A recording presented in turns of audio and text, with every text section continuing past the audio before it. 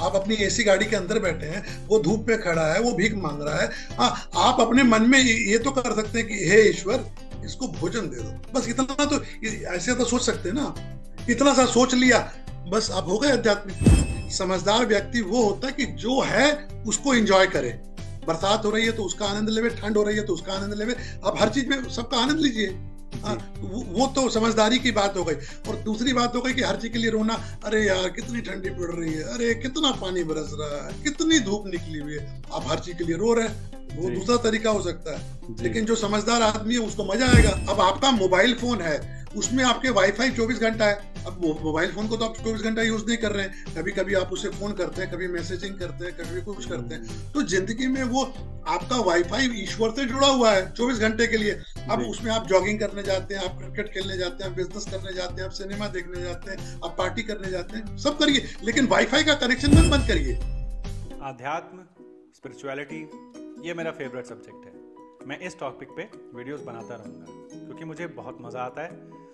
लेकिन ये वीडियो बाकी वीडियोस के मुकाबले अलग है क्योंकि इसमें हमने कुछ भी टेक्निकल डिस्कस नहीं किया। नमस्ते दोस्तों, मेरा नाम है तरुण और आप देख रहे हैं लाइफ आजकल विद तरुण। उम्मीद करता हूँ आप लोग ठीक होंगे।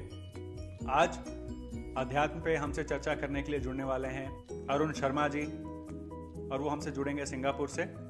बाय प्रोफेशन वो एक चार्टेड अकाउंटेंट हैं, लेकिन अध्यात्म में पूरी तरह डूबे हुए हैं। और अध्यात्म कितना सिंपल हो सकता है, स्पिरिचुअलिटी कितनी आसान है, आज हम उनसे सीखेंगे और आसान भाषा में सीखेंगे। कुछ भी इसमें हम योगा की बात नहीं करने वाले, हम इसमें मेडिटेशन की बात नहीं करने वाले, इसमें हम आंख बंद करके कोई चैंटिंग की बात नहीं करने वाले। एक आम आदमी साधारण जिंदगी में कैसे अध्यात्म से जुड़ सकता है, सिर्फ इस पे चर्चा होने वाली है। तो आइए अपनी चर्चा शुरू करते हैं अरुण शर्मा जी के साथ। Thank you Arun ji, thank you for joining this call, I really appreciate it.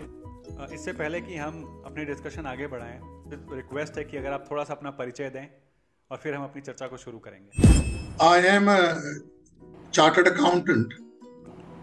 I passed out in India and about 20 years ago, looking for greener pastures, I moved out to Singapore.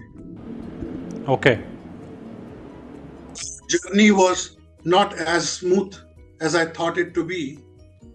Initially, there were problems and hardship, but eventually things started falling in line, and I started enjoying my relocation over here. Fast forward today, I have everything what a chartered accountant can aspire for.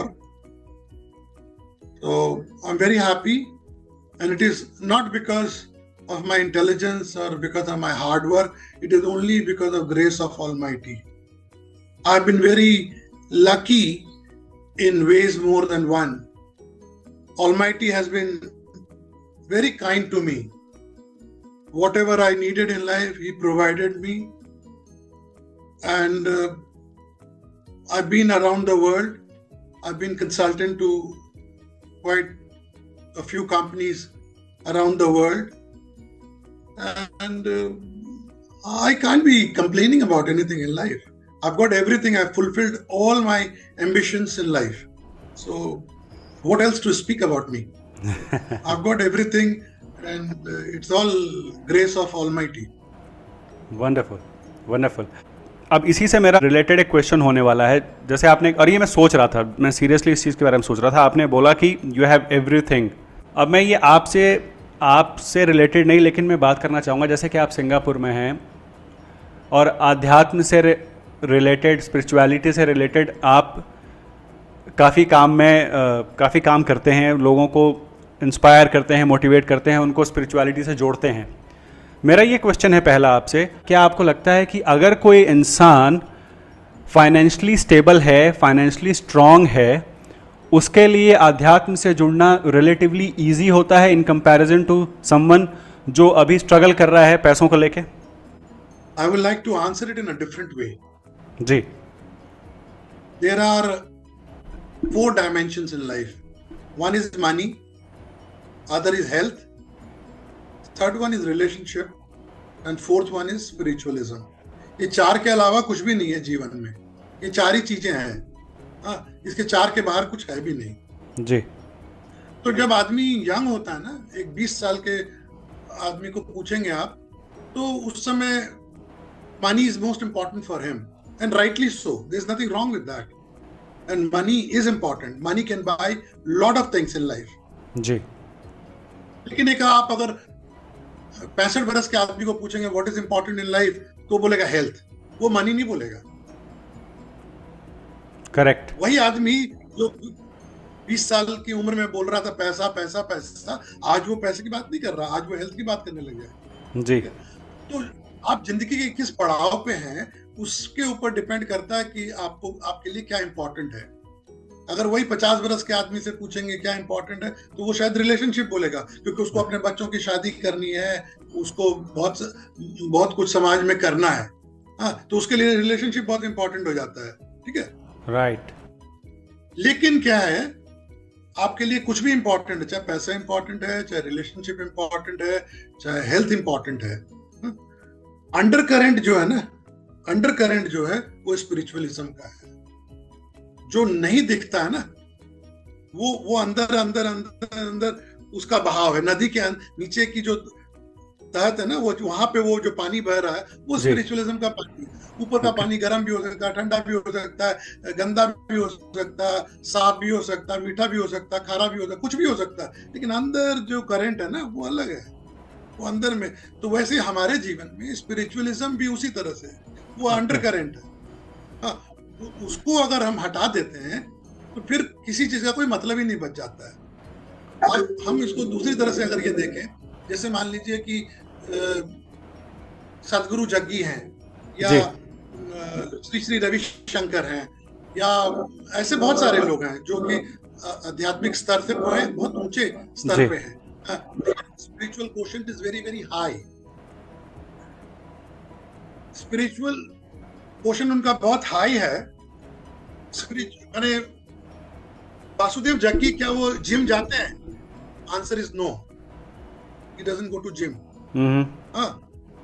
but he enjoys good health. वो क्या canvassing करने के लिए, political canvassing की तरह वो क्या लोगों के घरों में जाते हैं कि मुझे अप्रिशिएट करो, मुझे वोट दो, या मेरे प्रोग्राम देखो? नहीं। फिर भी लोग उनको चाहते हैं, वो करते हैं। तो his spiritual his relationship dimension is also very strong.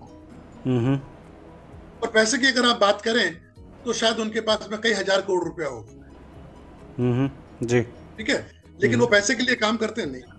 तो आखिर ऐसा क्या सीक्रेट है कि उनके पास पैसा भी है, उनके पास अच्छा हेल्थ भी है, उनके पास रिलेशनशिप भी है?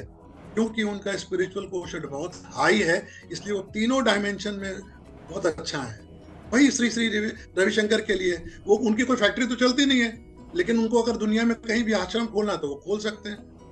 उनको 1700 करोड़ का कोई इवेंट करना है दिल्ली में तो वो कर सकते हैं जी। उन्होंने किया था कई साल पहले। तो आप देखेंगे जितने भी स्पिरिचुअल गुरुज हैं, हाँ, they lead a very good life, happy life, comfortable life, and they are strong in money, they are strong in health, they are strong in relationship, they are strong in everything. तो आखिर क्यों, कैसे है वो? Because their spiritual dimension is very high. This is the secret to life. अगर आपका spiritual dimension बहुत high होगा ना, अपने आप पैसा आएगा आपके पास, अपने आप आपका स्वास्थ्य, आप खुश रहोगे तो स्वास्थ्य तो आपका अच्छा ही रहेगा ना। जी जी। मुझे जो समझ में आया, बहुत शानदार ढंग से आपने इसको रीडायरेक्ट किया मेरे क्वेश्चन को। इनफैक्ट मैंने आपसे पूछा था कि अगर आप फाइनेंशियली स्ट्रांग होते हैं तो आप स्पिरिचुअलिटी की तरफ ज्यादा इंक्लाइंड होते हैं, पर आपने बोला क्योंकि आपका डायमेंशन, स्पिरिचुअल डायमेंशन स्ट्रांग है, इसलिए बाकी सारी चीजें आपकी तरफ ड्रॉ होती हैं और बाकी चीजें आप अट्रैक्ट करते हो। वाह, मतलब इस नजरिए से मैंने नहीं सोचा था। क्या होता है ना, स्कूल में जब हम पढ़ते हैं तो वो लेफ्ट ब्रेन ओरिएंटेड पढ़ाई होती है, माने लॉजिक हमारा बड़ा स्ट्रांग हो जाता है, आईक्यू बड़ा स्ट्रांग हो जाता है। स्कूल में हमको माने मार्क्स ज्यादा से ज्यादा लेके आने हैं, वो हमारा ऑब्जेक्टिव रहता है। ठीक है, अब जिंदगी में जब हम आते हैं तो वहां पे दूसरी रेस शुरू हो जाती है, रिलेशनशिप की रेस शुरू हो जाती है। हमको एम्प्लॉयज को खुश रखना है, घर वालों को खुश रखना है, अपने दोस्त यार को खुश रखना है, मतलब रिलेशनशिप। चाहे पॉलिटिकल रिलेशनशिप, चाहे बिजनेस रिलेशनशिप, या तो रिलेशनशिप मैनेजमेंट पे ध्यान देते हैं, फिर हम आईक्यू पे नहीं, फिर ईक्यू पे ध्यान देते हैं। जब प्रैक्टिकल रियल लाइफ पे आ जाते हैं तो हम आईक्यू भूल जाते हैं। हम कितने इंटेलिजेंट है उसका इंपॉर्टेंस नहीं रहता है, हम कितने व्यवहारिक हैं उसका इंपॉर्टेंस हो जाता है। इमोशनल क्वेश्चन मेरा कितना आई है उसका इंपॉर्टेंस हो जाता है।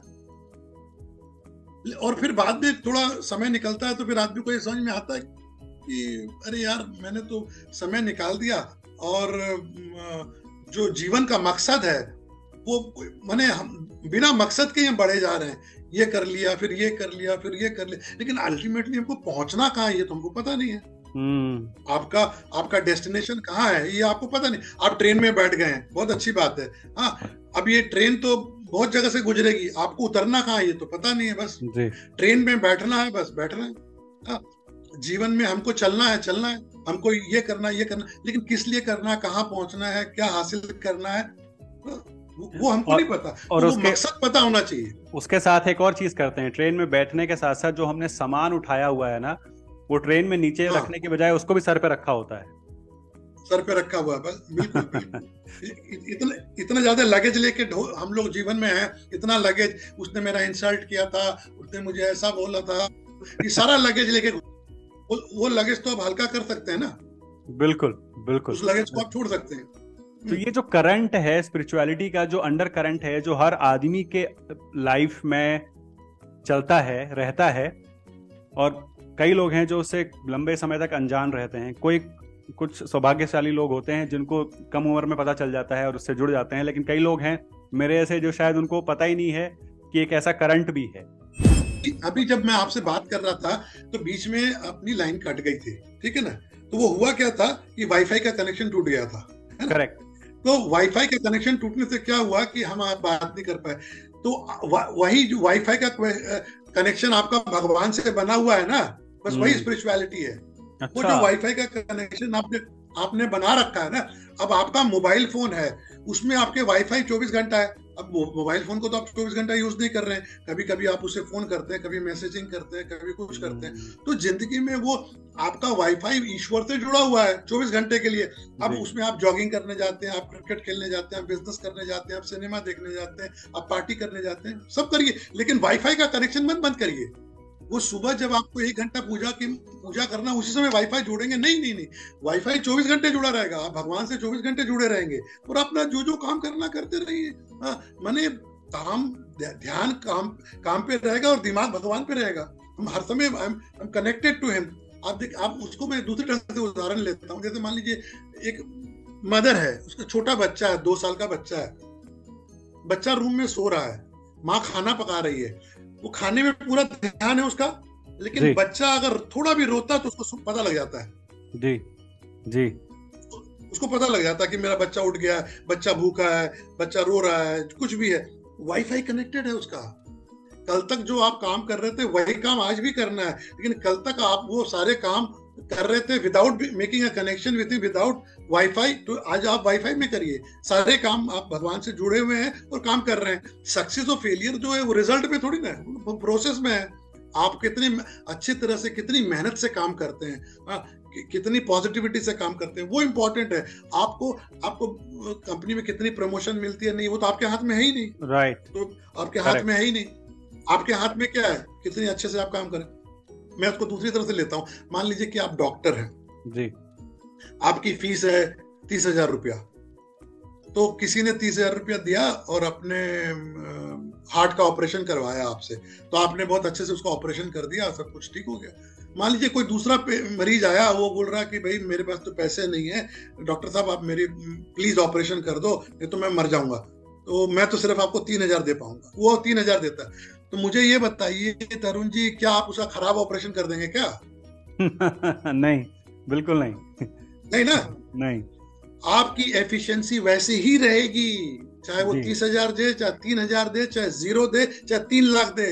You will work to your best, and when you work to your best, वही है कृष्ण की सेवा।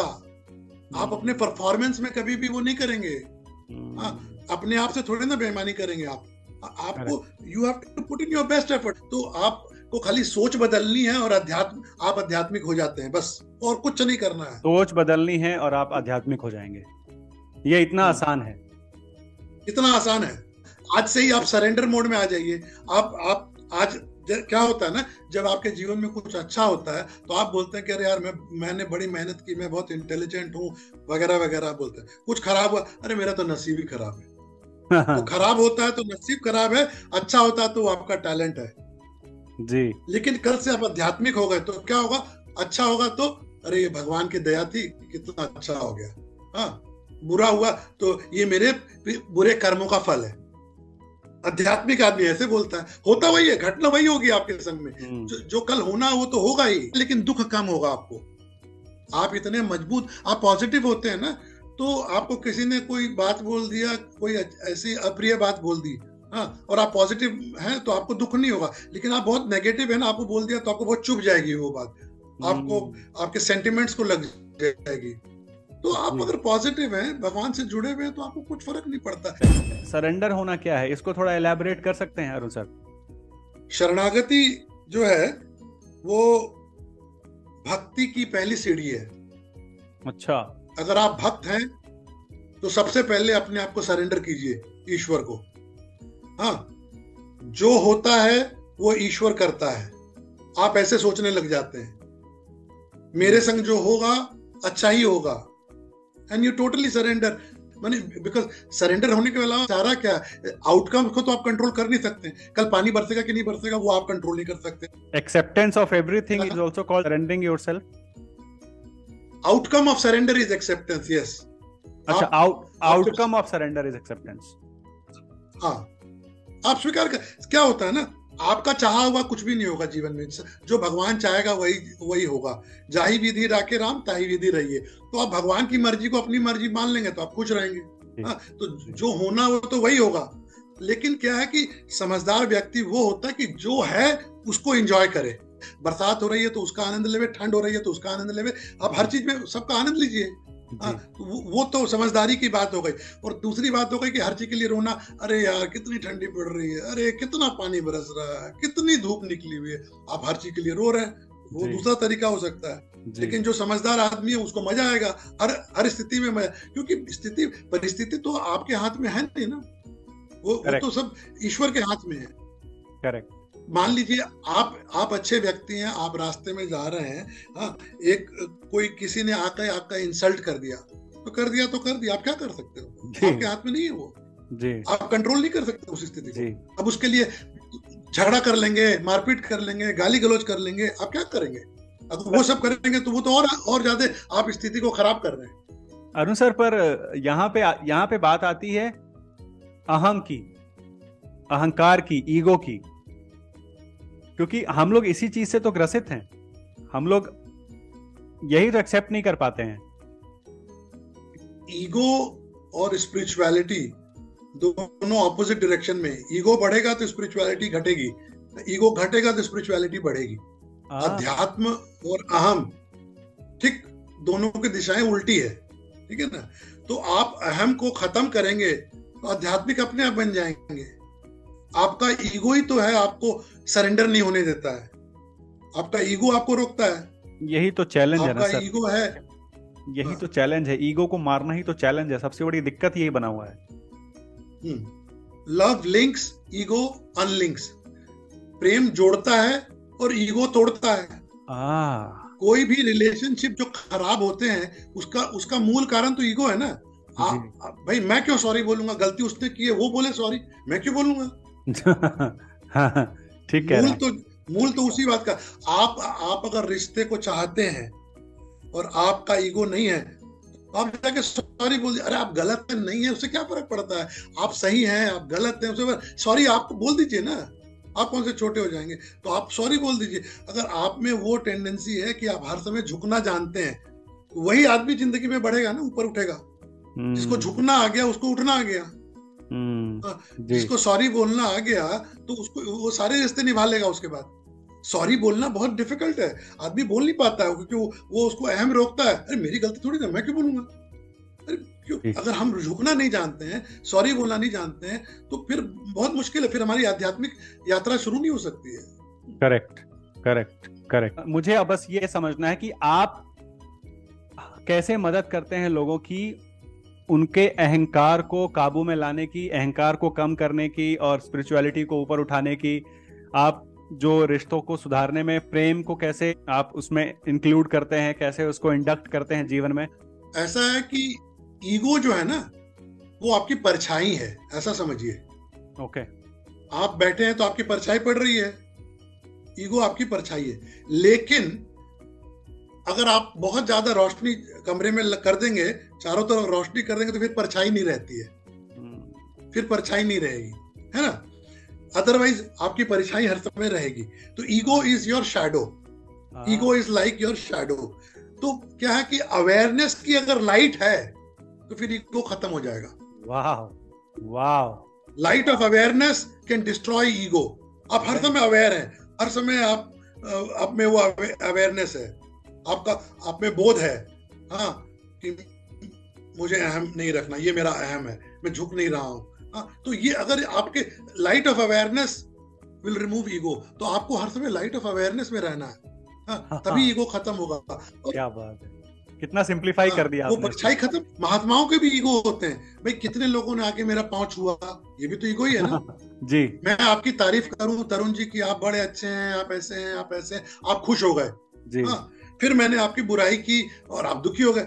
तो जब मैंने आपकी तारीफ की, आप खुश हो गए, वो भी ईगो है, वो भी ईगो है। और मैं आपकी बुराई करता हूँ, आप नाराज होते हैं, वो भी ईगो है। ईगो दोनों तरफ है। आपकी कोई तारीफ करे और आप उससे प्रसन्न नहीं हुए, आप स्वाभाविक रहें, तो दैट मीन्स आपने ईगो को कंट्रोल कर लिया, अपने ईगो को वो कर लिया। भगवान राम को जब राज्याभिषेक हुआ तो वो कोई बहुत नाचने नहीं लग गए खुशी से, और जब उनको वनवास हो गया तो बहुत रोने नहीं लगे। दोनों स्थिति में एक जैसे थे। जी जी। तो आपको तब जीवन, आपको लॉटरी उठ गई, अब आप खुश होने लगे, नाचने लग गए, पार्टी देने लग गए। हाँ, वही मान लीजिए आपका कुछ नुकसान हो गया तो आप रोने लग गए, चिल्लाने लग गए, हाय तौबा करने लग गए। Ego is both ways. तो आप अटैचमेंट छोड़ देंगे तो ईगो भी खत्म हो जाएगी। आप अपनी तारीफ में या अपनी निंदा में मत फंसे। ईगो को बूस्टिंग, ईगो फीडिंग होती है, ईगो बूस्टिंग। लोग जब आपकी तारीफ करते हैं, आपके बारे में अच्छा बोलते हैं, आप बड़ा खुश होते हैं, वो भी ईगो ही है, वो भी ईगो है। हाँ, आपको किसी ने बुराई कर दी, आपको गुस्सा आ गया, भी ईगो है। तो आप उसमें नहीं उलझना है। हाँ, बाहरी परिस्थिति आपके हाथ में है ही नहीं। बाहर वाला आदमी कुछ भी बोल सकता है, तरुण जी अच्छे हैं भी बोल सकता है, तरुण जी अच्छे नहीं है ये भी बोल सकता है, उसके वो आपके हाथ में है ही नहीं, आपके कंट्रोल में ही नहीं है। वो जो करता है उसको करने दीजिए, आप अपने आप को संभाल के रखिए, आप अपना बैलेंस मत खोइए। तो मतलब आपने इसको इतने अच्छे ढंग से लिंक किया कि अगर आप अवेयर हैं तो आपके अंदर ईगो नहीं होगा, आपके अंदर ईगो नहीं होगा तो आपके अंदर एक्सेप्टेंस आएगी, आपके अंदर एक्सेप्टेंस आएगी तो आपके अंदर सरेंडरिंग का भाव बनेगा, फिर आप अपने आप को सरेंडर करोगे, और जब आप सरेंडर करोगे तो अपने आप ही स्पिरिचुअलिटी वो यात्रा शुरू हो जाती है। क्या बात है, मजा आ गया, मतलब बहुत शानदार तरीके से आपने इसको समझाया। अब मेरा क्वेश्चन है, क्या ये किसी भी उम्र में हो सकता है? क्योंकि आपने एक बात की थी कि अलग अलग उम्र के पड़ाव पे अलग अलग हमारा जो है जीवन के प्रति व्यवहार रहता है। तो स्पिरिचुअलिटी के लिए कोई समय होता है कि आपको एक टाइम के बाद शुरू करना है या किसी पर्टिकुलर समय पे शुरू करना है, या जब जागो तभी सवेरा, ये कहा जा सकता है? चाहे 4 वर्ष का बच्चा हो, चाहे 80 वर्ष का बूढ़ा हो, सबको स्मार्टफोन चाहिए और सबको उस स्मार्टफोन में वाईफाई कनेक्शन चाहिए, ठीक है ना। वो वाईफाई कनेक्शन ही स्पिरिचुअलिटी है।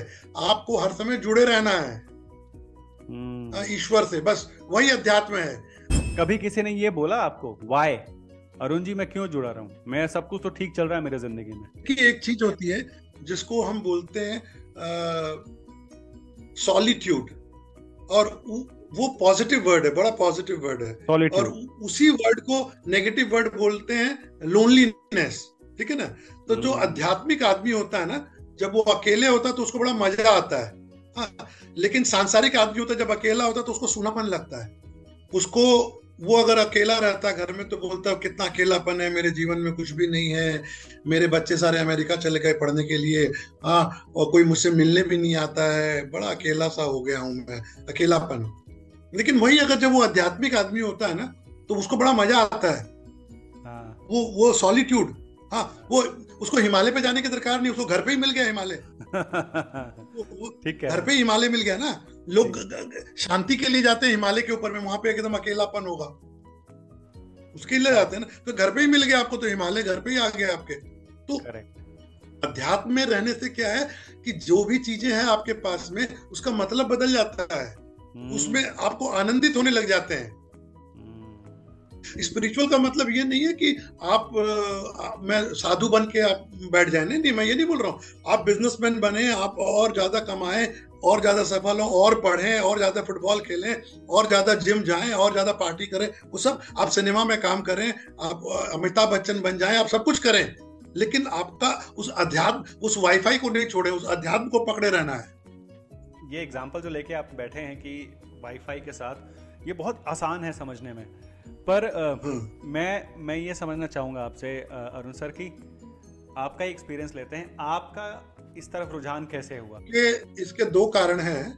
तो पहला कारण तो है कि मेरी दादी बहुत आध्यात्मिक थी और उसके संस्कार बड़े स्ट्रांग है मेरे ऊपर।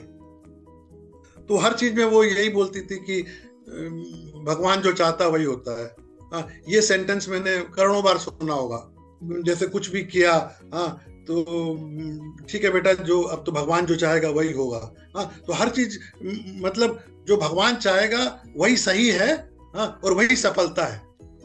वही सफलता ऐसे है। वाओ, वही सफलता है। अच्छा, वही सफलता है, जो हुआ है वही सफलता। अगर आप ऐसा सोचेंगे कि नहीं, जो आप चाहते हैं वो सही है, फिर तो दुनिया नहीं चलेगी। ठीक कह रहे हैं। एटलीस्ट खुद के लिए तो नहीं चलेगी, वैसे चलती रहे तो हमारा नुकसान हो जाएगा। होता क्या है ना, जैसे आप हैं, आपकी माताजी है, तो आप ऐसा समझते हैं कि आप सही हैं, आपकी माताजी गलत है। आप हैं, आपके पिताजी है, आप सही हैं, आपके पिताजी गलत है। आप हैं, आपके भाई है, आप सही, आपका भाई गलत है। आप हैं, आपका दोस्त है, आप सही, आपका दोस्त गलत है। आप हैं, आपकी पत्नी है, आप सही, आपकी पत्नी गलत है। तो पूरी दुनिया में सब गलत है, सिर्फ सही है आप हैं। आप अगर इस सोच से जी रहे हैं तो फिर तो बड़ी मुश्किल है। सारी दुनिया गलत है, बस आप ही सही है, ये किस तरह की सोच है? आप बीमार हैं फिर आप आगे कैसे बढ़े? फिर आपकी दादी से प्रेरित हुए, बचपन से इन्फ्लुएंस था उनका? एक छोटी सी घटना है, उसका भी मेरे ऊपर असर पड़ा। मैं जब कलकत्ता में था तो सीए प्रैक्टिस कर रहा था, तो एक एस्ट्रोलॉजर के पास गया था। अच्छा। वो एस्ट्रोलॉजर जो था वो इंडस्ट्रियलिस्ट था, बहुत बड़ा बिजनेसमैन था। वो कोई पैसे लेके एस्ट्रोलॉजी नहीं करता था, वो मुफ्त में ऐसे ही शौकिया हाथ देखता था लोगों के और चार्ट पढ़ता था। मैं उसके पास में गया तो वो बड़ा व्यस्त था वो, तो वो मुझे बोला कि आप चाय पियो, नाश्ता करो, मैं थोड़ा सा ये काम सलटा लूँ, ये कर लूँ, या ऐसा कर लूँ। काफी व्यस्त था, तो मुझे करीब 1 घंटा रुकना पड़ा, क्योंकि मैं देख रहा था वो बड़ा व्यस्त है। कोई बात नहीं, फिर उसने फ्री हुआ, फिर उसने बोला कि मुझे सॉरी, मुझे इतना समय लग गया। और फिर उसने मेरे चार्ट देखा, मेरा हाथ देखा, सब कुछ देखा, तो बोला कि आपका क्या प्रश्न क्या है? तो मैंने बोला दुनिया में सबका प्रश्न क्या, पैसा छोड़ के और तो कोई पूछता नहीं है। आदमी का प्रश्न तो बड़ा एक ही प्रश्न है। इसने मुझे कहा कि आप चाहते क्या हो, कि आप चाहते हो कि आपका जीवन अच्छा हो जाए, उसको चाहते हो, या इस समस्या को दूर करना चाहते हो? कि मैं आपको उपाय बता दूं, अंगूठी बता दूं और पूजा बता दूं और 2-4 उपाय और बता दूं जिससे कि इस समस्या का समाधान हो जाए, या फिर आप चाहते हो कि आप अपने आप को बदलना चाहते हो और बस अध्यात्म से जुड़ना ज्यादा अच्छा है? तो मैंने कहा नहीं, अध्यात्म से जुड़ना ही मकसद है। तो उसने कहा आप जो समय है ना हस्तरेखा में लगाए ना इसमें लगाए, आप आज से ईश्वर से जुड़ जाएं। अच्छा। तो मैंने कहा कैसे जुड़ जाए? बोला बस जुड़ जाएं, आज से आप जुड़े हुए हैं। जैसे आपको किसी महिला से प्रेम हो गया, अब आप क्या करते हो? दिन भर उसके बारे में सोचते रहते हो ना। ऐसा थोड़ी ना कि ऑफिस नहीं जाते हो, ऑफिस तो आप जाते हो। महिला से प्रेम करते हो, हाँ, आपको उस महिला से प्रेम हो गया, आप ऑफिस भी जाते हो, लेकिन दिन भर आप उस महिला के बारे में सोचते रहते हो। फिर जब मौका मिलता है फोन करके बात कर लेते हो, फिर मौका मिलता है पर्स खोल के उसके फोटो देख लेते हो। यही सब तो करते हो ना आप। हाँ, और आप उसे मिलोगे कब? संडे को, जब आपको टाइम मिलेगा तब मिलोगे। ईश्वर के संग भी आप यही करो, दिन भर उसके बारे में सोचते रहो, उसकी फोटो अपनी पर्स में रख लो, फोटो देख लिया करो बीच बीच में। हाँ, जब जैसे आप फोन घुमाते हो वैसे आप 2-4 मंत्र के जाप कर लो। तो बस वही तो जुड़ना है और कुछ नहीं करना है। आप जब ईश्वर से प्रेम करने लग जावे, हाँ, और बेवजह प्रेम करने लग जाएं और उस प्रेम के बदले कुछ भी नहीं चाहें, बस वही भक्ति है। वो सबसे बड़ी भक्ति है, उससे बड़ा कुछ भी नहीं है।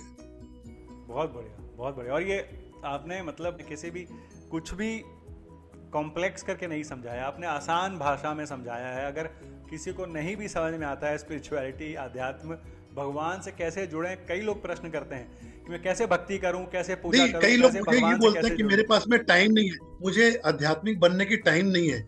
अरे इसमें टाइम की कहाँ दरकार है? तो मैंने कुछ बोला क्या? टाइम की तो यहाँ दरकार ही नहीं है। बिल्कुल बिल्कुल, आसान तरीके से समझा दिया अरुण सर, इतने आसान तरीके से। अगर अभी भी किसी को समझ में नहीं आएगा तो फिर उसको कभी समझ में नहीं आएगा, अगर ऐसे नहीं समझ सकता है। बहुत बहुत शानदार तजुर्बा आपका। तो फिर उस दिन से सफर शुरू हुआ और वो आज तक कंटिन्यू है। और अब आप आज तक कंटिन्यू है। मैं हर समय जुड़ा रहता हूँ ईश्वर से, हर समय जुड़ा रहता हूँ। हाँ, मैं गाड़ी में बैठूं, टैक्सी में बैठूं, कहीं भी जाऊं, सिनेमा देखने जाऊं, कुछ भी जाऊं, मेरे मन में वो भाव रहता है। हाँ, देखिए हम सब सांसारिक लोग हैं, हम लोगों को तो बहुत कुछ चाहिए, तो हम ईश्वर से क्या है कि हम मांगते रहते हैं, ये दे दो, ये दे दो, ये दे दो। लेकिन क्या है कि अगर आपको भक्ति में और ऊपर जाना है तो आप उससे मांगना भी बंद कर दीजिए। आप सच्चे प्रेमी हैं तो आप प्रेमिका से थोड़ी ना मांगेंगे, अरे सुनो ना, तुम मुझे ये एक मोबाइल फोन दिलवा दो ना, तुम सुनो ना, ऐसा करो ना, तुम इस सैलरी से अपने एक मेरे को गाड़ी खरीदवा दो, ऐसा थोड़ी ना बोलेंगे आप अगर सच्चा प्रेम करते हैं तो आप खाली देने की बात सोचेंगे कि आपको देना है, आपको देना है, आपको देना, लेना कुछ नहीं है आपको। जिससे आप सच्चा प्रेम करेंगे उससे आपको लेना कुछ नहीं है। तो आप जब ईश्वर से सच्चा प्रेम करेंगे तो लेना क्या? देना है, खाली देना है। आपको करना क्या है? आप घर में नए आम खरीद के लाए तो आप एक आम, सबसे पहला आम जो है वो पहले आप भगवान को अर्पण करते हैं, उसके बाद आप खाना खा रहे हैं। उतना ही तो करना है। करना क्या है? बिल्कुल ठीक, उतना ही तो कर। हाँ, आपका ये भाव कि मैंने भगवान को अर्पण कर दिया, भगवान ने खा लिया, उसके बाद आपने उसको खा लिया, आपने उसी मिठाई को प्रसाद समझ के खा लिया, बस इतना ही तो करना है। यही तो अध्यात्म है, यही पूजा है, यही भक्ति है। और 1 मिनट नहीं इन्वेस्ट करना है, खाली अपने भाव बदलने हैं, अपने विचार बदलने हैं, अपने सोचने का तरीका बदलना, बस उतना ही करना। आपने अपनी सोच बदली, आपका जैसे ही भाव बदलेगा और आप आध्यात्मिक हो जाएंगे, आप स्पिरिचुअल हो जाएंगे। Arun sir, thank you so much. आपने इतना टाइम निकाला, आपने इतना कुछ सिखाया, सिंप्लीफाई किया। मुझे मालूम है इसके बाद बहुत फॉलोअप क्वेश्चंस आते हैं, इसके प्रोसेस पे क्वेश्चन आएंगे, तरीकों पे क्वेश्चन आएंगे, मेडिटेशन की बात होगी, उस पर मैं आपसे डिस्कस करूंगा। पर अभी इस वीडियो के खत्म करने से पहले कोई प्यारा सा अच्छा सा संदेश अगर आप देना चाहें तो बहुत बहुत मजा आएगा मुझे। देखिए, अध्यात्म की डेफिनेशन हर आदमी के लिए अलग अलग है जी। कई क्या है कि लोगों की सेवा को भी अध्यात्म मानते हैं, वो भी अध्यात्म है। आपका मकसद है कि भाई मैं दुनिया की सेवा करूं, अच्छी बात है। आपका मकसद है कि नहीं, मैं पृथ्वी माँ की सेवा करूं, मैं प्लास्टिक हटा दूंगा, वो भी ठीक है, वो भी अध्यात्म है, ठीक है। कोई बोलता नहीं मैं मंत्र जाप करूंगा, वो भी अध्यात्म है, ठीक है। तो आपका तरीका अलग हो सकता है, कोई एक तरीका नहीं है। जब आप सब कुछ दूसरों के लिए करते हैं वही अध्यात्म है। जब आप दूसरों की सेवा करने की सोचते हैं, आपने किसी को, एक गरीब को देखा रास्ते में, वो भूखा है, ठीक है, आप उसके लिए कुछ नहीं कर पा रहे हैं, आप तो गाड़ी में बैठे हैं जी। हाँ, आप अपनी एसी गाड़ी के अंदर बैठे हैं, वो धूप में खड़ा है, वो भीख मांग रहा है। हाँ, आप अपने मन में ये तो कर सकते हैं कि हे ईश्वर, इसको भोजन दे दो, बस इतना तो, ऐसे तो सोच सकते हैं ना। इतना सा सोच लिया, बस आप हो गए आध्यात्मिक। इतना ही तो सोचना है आपको। आप दूसरी तरह से ऐसे भी सोच सकते हैं कि अरे यार, ये भिखमंगे जो है ना, पूरा शहर को एकदम ऐसा कर रखा, ट्रैफिक जैम करवा देते हैं, ऐसे भी सोच सकते हैं। लेकिन एक तरीका ये भी हो सकता है कि हे ईश्वर, इनके लिए कुछ कर देना। बस खाली आप अपनी सोच बदल देंगे ना, आप आध्यात्मिक हो जाते हैं। खाली सोच बदलनी है, कुछ नहीं करना है आपको। बाकी तो सब कुछ अपने, जैसे जैसे सोच बदलेगी ना, तो अपने आप आपके कर्म आपका काम करने का तरीका बदलते जाएगा। मतलब मुझे ये मजा आया सुन के कि आपकी सोच बदलते ही, आपने जो अगर भिखारियों की बात की और भी एक एग्जांपल दिए, सोच बदलते ही जो चीज आपको बोझ लग रही होती है, आपको उससे भी प्रेम हो जाता है, मतलब उसके लिए भी हाँ दया बिल्कुल। भाव। तो जब आपकी भावना बदल जाती है ना, तो काम काम नहीं रहता, फिर वो आनंद हो जाता है, फिर मजा आता है। जी जी, इतनी आसान भाषा में इतनी सिंप्लीफाई करके अध्यात्म को समझने का पहली बार मौका मिला। I am so honoured, I am so glad कि मैंने आपसे बात की। आपका बहुत बहुत धन्यवाद, आपने अपना समय दिया। और मैं फिर आपसे समय लूँगा भविष्य में, और हम थैंक यू। अगले प्रोसेस पे, अगले स्टेप पे जाएंगे कि एक तो इसको अध्यात्म को समझ लिया, अब इससे जुड़े कैसे, इसमें क्या क्या प्रैक्टिसेस हैं जो हम फॉलो कर सकते हैं, उस पर बात करेंगे। चलिए, so much, bye, thank you, take care, have a good day, thank you. तो देखा आपने, सुना और समझा भी कि आध्यात्म मुश्किल काम नहीं है। अरुण जी ने कितनी आसान भाषा में हमें समझाया कि आप अपने डेली लाइफ में रोज़मर्रा के काम करते हुए भी आध्यात्म के साथ जुड़ सकते हैं। इसके लिए आपको किसी मंदिर में जाने की ज़रूरत नहीं है, इसके लिए आपको कहीं बैठ के साधना करने की ज़रूरत नहीं है। आप जो कर रहे हैं वो करते हुए भी आध्यात्म से जुड़ सकते हैं। और वो सारा तरीका बताया उन्होंने, अहम को कैसे कंट्रोल करें, सरेंडर कैसे करें, समर्पण का भाव कैसे लाएं, छोटी छोटी बातें। और इन सब चीज़ों को समझाते हुए ही आध्यात्म से कैसे जोड़ दिया। मेरे लिए एक शानदार चर्चा रही, मुझे बहुत मज़ा आया। ये वीडियो आपको कैसा लगा प्लीज़ अपने कमेंट बॉक्स में लिखिए। अगर आपको ये वीडियो पसंद आया तो इसको लाइक करिए, मेरे वीडियोस को शेयर करिए और चैनल को सब्सक्राइब करिए। फिलहाल के लिए इतना ही, देखते रहिए लाइफ आजकल विद तरुण। थैंक यू, जय हिंद।